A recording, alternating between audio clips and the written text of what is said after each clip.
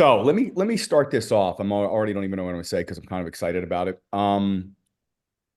For anybody who runs a business, to not have your financial house in order is probably the number one biggest mistake that you can make with your business, right? And a lot of guys out there, they run their business based upon the checkbook, and it's easy to do because you look at the checking account, you say, hey, here's the money in there, forgetting there's columns and columns and columns of other stuff that's moving in and out all the time.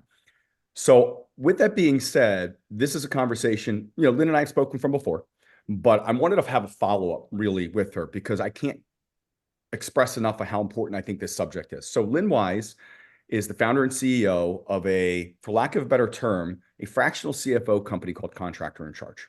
I met Lynn several years ago. Lynn has referred some of her clients over to us to go ahead and sell their businesses, and they have been some of the most successful transactions at some of the highest multiples and the most efficient with these EBITDA numbers that we've ever seen.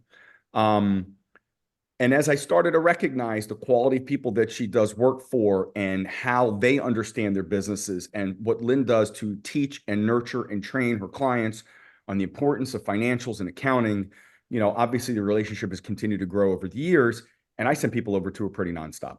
So I thought instead of me trying to explain out everything the Contractor in Charge does, I thought it'd be easier to have Lynn on. You guys could hear it right from the horse's mouth, and we can dive into some pretty deep subjects around financial reporting, financial accounting, all this and that. And, again, she works with hundreds of contractors. So I think when I fully understood that, what was interesting is she's looking at all the same kind of people, right? Whether you're plumbing, whether you're HVAC across the country, she can tell you where you're going right, where you're going wrong. Here's the size of your business. Where do you want to get to? Here's the adjustments that need to be made. It's really pretty impressive. And I just don't think enough people know about her, although she's all over the place, right? I'm just saying, sometimes I ask, like, no, I don't know her. And I'm like, oh my God, you got to meet this woman, So she is like Morpheus in the Matrix type of thing in our space. So I thought it'd be good to pull the curtain back and introduce the world to Lynn Wise. Lynn, thank you for taking the time and carving it out. I know we've been working on this to get here for quite some time. We've both been busy. So why don't you do me a favor? Let's start off and get some background of you, of Contractor in Charge, how you got into the space, kind of start there and we'll move it from there. Thanks, Brian, for having me. So let me give you my little journey here. Contractor in Charge and why it lives today. I got into the trades young myself. I was 18. I was a dispatcher. I became a general manager and owner of a plumbing, heating, and remodeling company. And the interesting thing about that 15 years is that I fell in love with this business. I left it right around the 15-year mark. Had to move on because of family coming into the business and things like that. And I was done with conforming. I wasn't going to conform anymore. Long story short, went into the corporate world, worked for Ameritech, sold Yellow Pages. Everybody in this space understands and knows Yellow Pages. And then I went to work for IBM. And in 1989, when I left this industry, I really had a concept of how to centralize, I'll call it administrative services and call services for the trades. At that time, it would have been 10 keys and typewriters and carbon copy forms and all that stuff, right? Fast forward to 2016, when I had retired from IBM and I was looking at how I could get back into this industry because I knew I wanted to come back. I decided to do this concept where we would have a virtual office. And that virtual office really is about two core center of competencies. One is booking and qualifying appointments and leads, whether they're inbound or whether they're digital or they're outbound driven, whatever the case might be. And the other one is straight up numbers. Got to have the books straight, got to do accounting. It's a must in a business, especially in our business. So that was our journey. That's how we started. So we've now been in business 8.5 years. We have right around 200 clients that are current. To your point, we've had several that you and I have worked with jointly, whereas they have really grown and they sold very profitably. Some awesome stories in that. Some of the well-known names in this space are part of that group.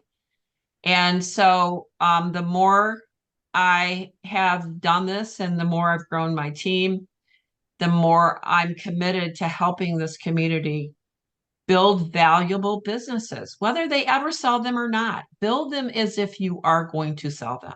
You have to. That's my message. Build them as if you're going to sell this business. If you don't, fine. The point is that you'll always have a business that is high in integrity and you can take it to the bank, as the saying goes, right? So that's our philosophy here, and that's what our goal is every day, is to help them do that. So if I can add something in real quick, and it's a testament to you, you are no nonsense, no BS. And by the way, Fred Silverstein, the owner of SF&P Advisors, is also no nonsense. Yeah, yes, he is. Listen, Fred's one of my best friends, right? We've known each other since we were 14. And when I met you, I'm like, oh my God, this is the female version of Fred. This is no nonsense, no BS. So what's nice is my nonsense and BS is appreciated because I have to make up for a little bit of it. But in the reality is what I've always appreciated is, hey, Bri, 1+1=2. This is where it's, and I'm okay. There's nothing. No, this is how this works. And there's a confidence behind that with what you say is what's going to happen. And listen, in our space where everybody is now an influencer and everybody is a guru and everybody's this and everybody's that, at the end of the day, your numbers are what matters, and if you don't have that, and you're not here by the way, when I talk to people and I say, hey, I'm going to introduce you to Lynn Wise, I say, by the way, she is no BS, right? This is how it has to happen. And she's going to help you get from point A to whatever your B point goal is. She'll get you there, and she's going to get you there a whole lot more quickly than you'd be able to do it on your own. And I have seen it firsthand. And again, one of the reasons why I wanted to pull you on to have this conversation. You talk about, is your financial house in order? I know you've seen hundreds upon hundreds of these before. I would venture to say that most people it's not. And you've got these bigger businesses. I say bigger business. Anything north of anything is big, but let's use 5 million as a starting number. You got a $5 million business. How do you have a bookkeeper that's doing this? I understand when you're getting off the ground and there's really not a whole lot going on. It's I agree. easy. But there's a number where you got to start to say, hey, I've got to bring in somebody like Lynn to have my back, with my numbers. Where do you think that starting point is, by the way? $2 million. $2 million. So $2 million. You're in business. Right. You've got enough time and effort in the market. You have employees. You're trying to build a brand. You're trying to get your head around this thing called business, right? I would say if before 2 million, like 1.5, but this is one of those things. The sooner you do it, the better it is forever, right? So you can start being more informed, have more integrity in, we'll call it the numbers for lack of a better term, because the numbers leads to a lot of things, Brian. It's not just the number. The numbers tell a story, and it tells the aggregate summary of what your operations is doing. And so you begin to now have clues in the numbers of, oh, I'm broke here. Oh, I need to go fix that. Oh, I'm doing great there. And you start building those efforts, now the building blocks to go from 2 million to 3 million to 3 million to 4 million. And what I see so often, they'll get to the 5 million mark. And there's a lot of this, by the way, and it's a disaster. They got there simply just by the skin of their teeth. They got there because they worked really hard to generate sales, drive employees, get customers. And they do, I won't say that they don't have some sense of a semblance. They do. They typically focus on the scheduling software side of it. Let's get the scheduling software up and going. That's all fine and well, but scheduling software, as we know it, field service management software, is the sister to the financial side. So you have to have them both, and you have to have them align and be complementary and also support each other. It's got to be a support. It's a support system. It's what it is. And so my advice is as soon as you can, you do so. But 2 million, I think, is a really good number to start thinking about this and going, I'm in business. I wanna, what do I want to do? How's this thing gonna end? Right? And at 2 million, whatever mistakes have been made up to that point, they're not so big where they can't be corrected. You That get is right. big, I mean, 2 million and 10 million. Let's look at this, for example, right? The guy's making mistakes at 2 million. Okay. Not too crazy costly, hopefully, right? And by the way, we can go back a couple of months, clean some things up and move it forward. At 10 million, it's a Hard, yes. But guess what? hard. For the $10 million guy, it absolutely has to happen That's because if right. you're never going to get a deal. You're never going to get it. You're going to wonder why this, again, to think that we look at these EBITDA percentages, right, based upon revenue. And the guys that don't have their house stick together, they're at 10%. And the guys that do are at 20.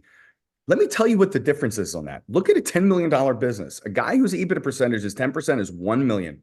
If you're getting 8x, you're getting an $8 million valuation for your business. Again, it could be more, could be less. Just it's for number, no, Yeah. they're placeholders. That same company is doing 10 million as a 20% EBITDA profile and as a $2 million of EBITDA times 8x is 16 million.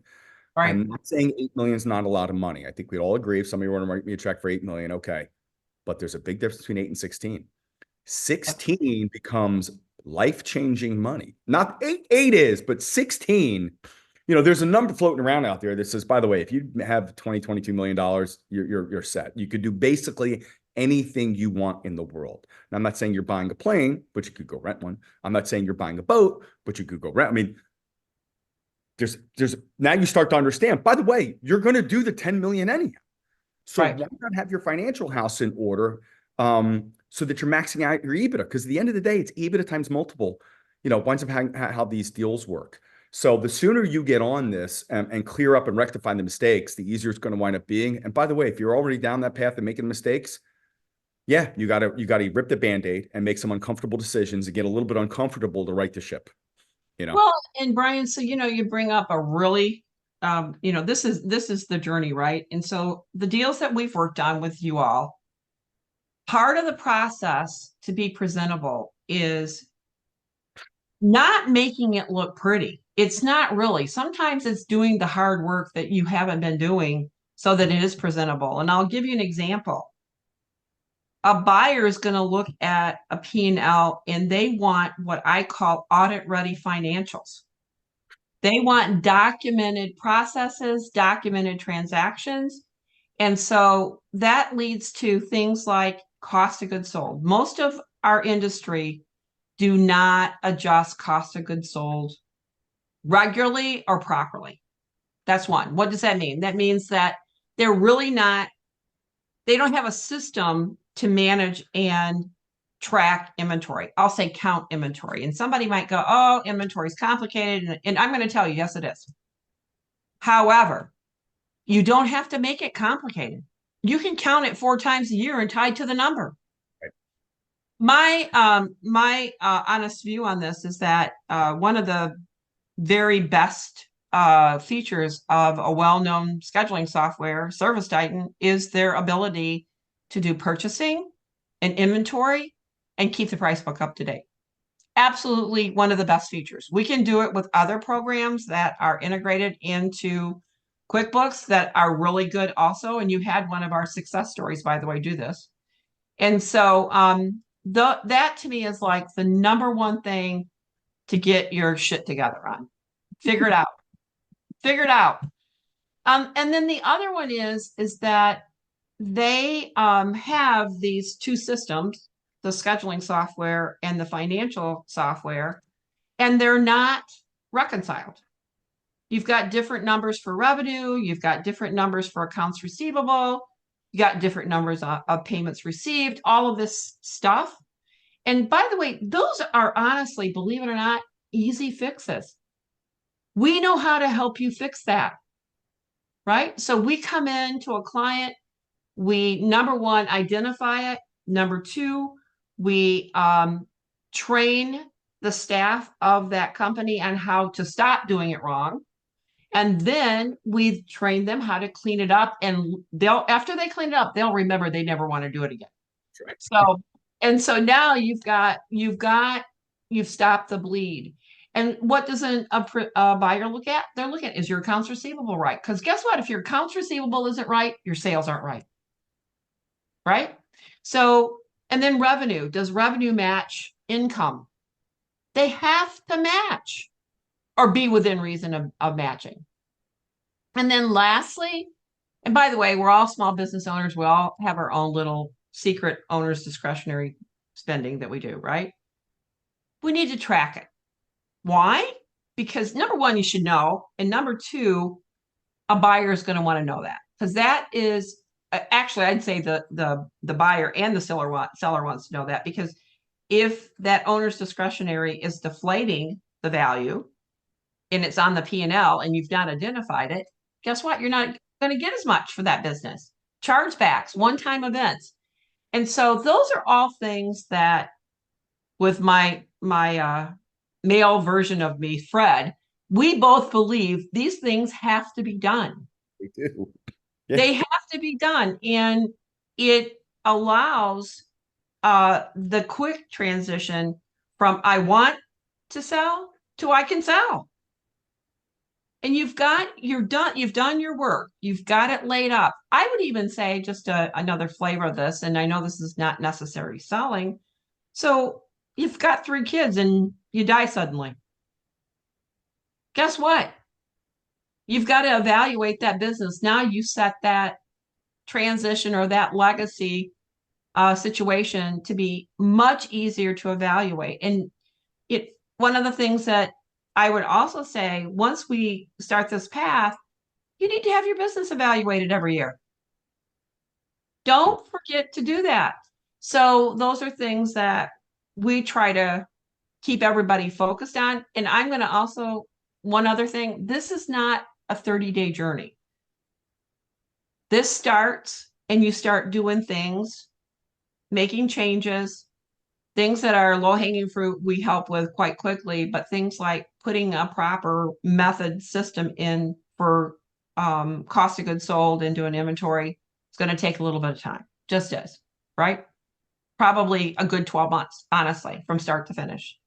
So it isn't something it's magically going to happen, but it all pays off.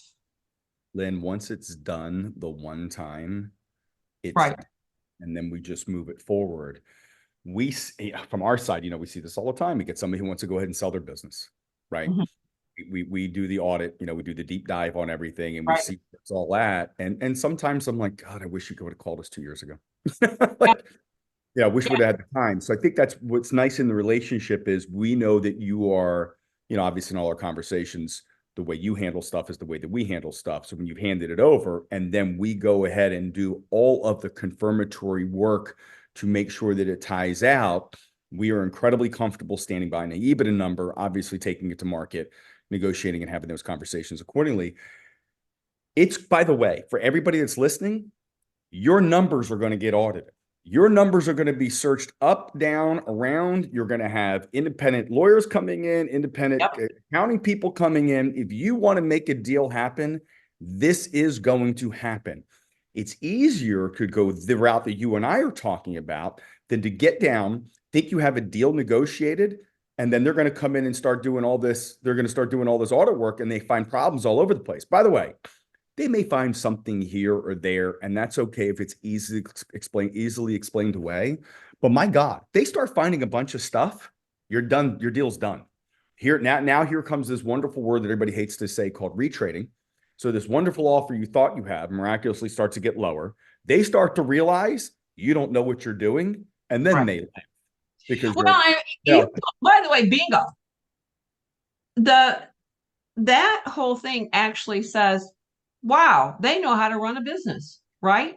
If you have it together. If you don't, if you have it together, if you're doing these processes and you're doing them consistently, then you have integrity with the buyer. You're not as questionable. And one other thing I'd like to say too, Brian, is that we're talking about some of these operational things, but you might want to and probably will have to grow top line in order to get to where you want to be. Cleaning this up or stabilizing it is what I'd like to say. You stabilize it and you have consistency. Your job as the owner now is to help grow revenue so that you can optimize this process. And it We, reflects again in our numbers, right? we, So it's part of the troubleshooting. you and I talked about this back in October. Hey, everybody wants to grow, get big, so on and so forth. And I said, sometimes you don't.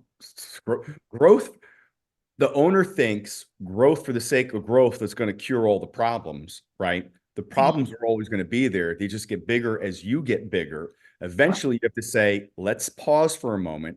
Let's get everything, the foundation of all this set properly, and then we move on, right? This is like pro sports teams. Winning cures everything. The problems are still there, right? You watch, I'm Right. a football guy, right? They win a couple games. Okay, everybody's perfect. They lose that one more game they should have won. And everybody goes nuts about the locker room and the psychology of the team and the head coach is losing the locker room and the leadership. You have to take a pause for a moment, get your house in order. And then now you've got what I have seen with clients that work with you, they know what their marching orders are on a monthly basis. Sometimes it's not growing. Sometimes it's Oh getting more. no, sometimes it is Somebody, not. No. here's 10 areas. Let's work on getting efficient here before you start pouring in. You start dropping another 50 grand a month on leads or commit to another advertising and or marketing campaign. Make sure you're being efficient. And again, what I have found most interesting is because the number of clients that you work with, what those efficiencies need to be, right? Yep. Of This course. size business, here's where you should be. Here's where you're not. You're in a red area right now. We need to get you to green. This needs to get fixed. Now the owner has the ability to look at that piece of his business, dive in, dig in wherever he has to be to get that to where he needs to go. And you're going to be able to see what the result is over the next month or two, you know? And we're the back office here, and we identify, we try to clarify, we support our identification of issues or opportunities. There's both, by the way. Um, and the owner's responsibility is to be committed and say, okay, how do I get there? And we know lots of people in this industry, business coaches, whether you have one or not. Some don't have business coaches. Great. Maybe we can help you identify one and introduce you to some folks. Maybe you don't know how to do inventory. Maybe we can help identify who can help support you with that system build and how you do it, etc. Right? So we are also a resource for others that can help stabilize this process for you. Yeah. And it's not, and it's necessary. I mean, we could beat on this all day Yeah, we can. about having the financial house in order. But we've done plenty of deals where the owner keeps growing the top line, the bottom is a mess, and the answer to keep thinking is growing the top and keep getting more sales. And there's so many other underlying factors. And I hope business owners are listening to this. And I'm telling them flat out, I know it's a pain in the ass to do this, and it's a nightmare, and it makes everybody very, very uncomfortable to do this because Mhm. sometimes it's going to expose you that maybe you aren't the best operator that you thought you were. But my God, I'm not here to judge you. You're not here to judge you. We're here to help. The owner Right. that I love the most is the one that can get vulnerable and say, I'm hiring you because you're the expert and you need help because there's things that I don't understand that I think that I should. Show me the way so that I can go run a better business because I want to make sure that I'm growing more profitable so I can protect my family, I can protect my business here and the people that work for me. Right. And it's not easy because sometimes as these guys get bigger, the ego gets bigger as well. It's hard for them to stand in the mirror and say, hey, I'm making some mistakes here and get a little bit more accountable to themselves because at the end of the day, it's their business. It's tough to do that. But I'm saying to the owners directly, I understand it. I've also been a business owner as well. Trust me, it's the hardest thing in the world to do. It is incredibly uncomfortable to make that admission to yourself and then bring somebody in who's an expert to help you out. but you're going to do it now. You're going to pay for it later. And what I mean by pay for it later is you're not going to get the same value. What a point I was making from before is you get these deals that go to market where either the owner's taking the deal to market or the numbers really aren't in order. And the buyer knows this. And when the buyer sees this, they know that they could start pushing, retrading, knocking a number down, or they realize the owner just doesn't know. In these deals, and I've talked about this plenty of times, almost every single time I do one of these, private equity has a set of rules and a vocabulary that are the construct of how these deals are put together. And owners, that is not the language that they are raised on. Right. You That's know, correct. It's right? new to them and it's foreign to them. And, It's you know, new. yeah. Yeah. And if you don't know it, it is a different language. And I don't think that you want to learn this language on the value of your business. You know, there's no No, reason. that's a really good point. I mean, read, understand, learn, right? Too. That's part of this process too. It In is. It is. Yeah, But get smarter. I think working with you, from everything I've seen, is going to give these guys that education as well.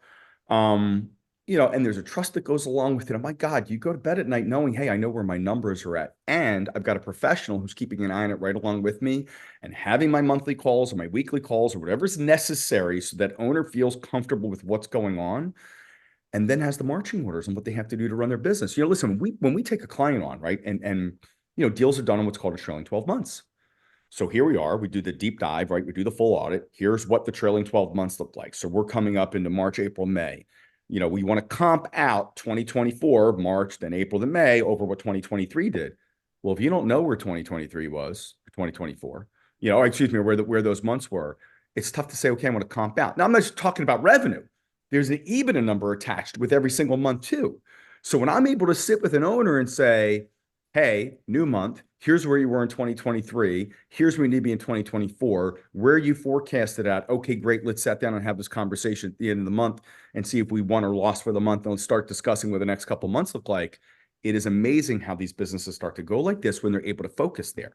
But if you're able to focus on this even that much more ahead of time, Right. it's another level, that you're going up. So Yeah, and just a little plus. I have we're gonna add dashboards for EBITDA and other key KPIs so that we can keep it in front of those owners so that they understand what that number's doing. So it's their way of focusing and seeing that movement in those numbers.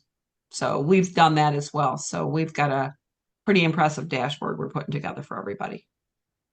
you're a pretty impressive woman. I love everything that you have on. Your clients are apostles. They speak very, very highly of you, which makes all this even that much better. And there's no nonsense behind it. Business owners, this just so you know, this is not a call where she's going to tell you how great you are and that you're amazing and wonderful. She's here to go find where the holes are, help plug them, get it cleaned up, and move everything forward. Then she's going to tell you how great you are. I'll tell you how great you are because you're trying to. So, Well, listen, it's fun. It is funny that you say that, right? So, as these business owners, they're at the top of the food chain. So there they are in their own organization, and they are patting everybody on the back, understanding how to manage people back and forth, right? Some people need the hug, some people need the smack, some people need this, they need whatever it is. You realize nobody gives it to an owner. oh, definitely, I'm an owner, When I and take so, a look at these, real quick, yeah. when I take a look at these businesses, right, and I'm like, and I sit down and I say, wow, you know, Bob, this is incredible what you've been able to put together. Oh, Brian, you're just telling me that. I'm like, Bob, I've seen hundreds, if not thousands of these. I know what a good business is. Congratulations. Like, do you ever give yourself any credit for what you've done? They never do, right? It's never enough. They're not growing quick enough. They're not doing good enough, whatever it is. Sometimes it's refreshing for them to hear. I've looked at a lot of these, and I got to tell you, you're doing really good. Um, it's not all the time. Some guys are doing great in some areas and not in others. We're going to talk about all that through as well. But some guys have some really good businesses. They don't even know it. And by the way, that's not even necessarily a revenue number. They just have Oh, good. absolutely, absolutely, absolutely. I will say this, and I really do mean this. Most owners are very humble about this. And what I mean by that is they know they need help. Some of them are more difficult to help get them to execute, but most are very humble. And I can't even say some of the conversations that I've had, and that humbleness to me is very overwhelming sometimes. And it takes a lot to say, I need help. By the way, and then go out and push the field and make them do sales and do everything else in the next half hour after I get through talking to them. But most owners are very humble, and that I think is the beginning.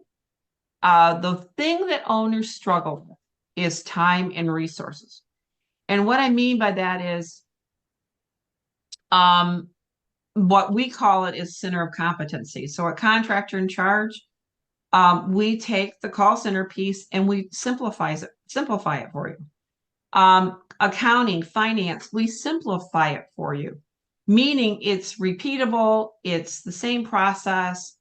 It's not necessarily customized to everything that you want or do, but it works for you. And by the way, probably makes you more efficient. So identifying that they need resources and time so that they can go focus on and work on the business in areas where they are really the only ones who probably can actually execute is part of the formula. It's having support and resources and time to help you do this also. Which, yes, yes. And what I want to add to that, because I love this, is sometimes these business owners, they know what they're good at and they know what they're not good at. And Right. it's so easy to tell when you get up in the morning, what are you excited to go do? It's Mhm. pretty much falls into the same stuff day after day because you're good at it, right? The stuff that you're not good at, it's like trying to swim in quicksand. And sometimes it's everything you and I are talking about, which is all this financial recording, financial reporting, and understanding all this, that, and the other thing. I have a life coach, and she said, why would you go try and swim in quicksand for things that you hate to do? You're going to procrastinate. You're never going to get them done. Right. And to that point, she's absolutely right. I mean, it takes 1,000 units of energy to take the steps forward to get these things done. The things I love to do, easy. So Right. put your focus and energy in the areas where you are fantastic and get the experts around you to help you out in the areas where you're not. And I don't want to say across the board. I think that's too broad, but I think you and I could both agree. What we're talking about encompasses a Yes. lot, very large percentage of owners. Just real simple, and I'll say this and we can close. If you can't hire it, meaning you don't know what to ask in an interview, you can't train it, and you can't manage it at a $2 million level, by the way, or greater, that is an area of your business that you need a center of competency and experts to help you with. Yep. Simple as that. Well said. Yeah. Lynn, Contractor in charge. I appreciate your time as always. I will be Thank talking you. to you You over too. the Thank you. coming weeks. Exciting, and I'm sure I'll be seeing you at future events. In the email that we'll send out, all your contact information will be in there. I highly urge any contractor, any owner out there that feels if anything we talked about struck a nerve, I urge you set up a call and have a conversation with Lynn and get an understanding of what all this entails on a deeper level based upon your business and what your goals are as well. And then for me, we're going to sell your business. So if you do not know, by the way, what the value or what your business is worth, we offer out these free valuations. Please give me a call as well. My information is in the email just the same. We'll be more than happy to give you an idea of where your business is at. And if you want the full 1-2 punch, call me. Let me give you an idea where things are at.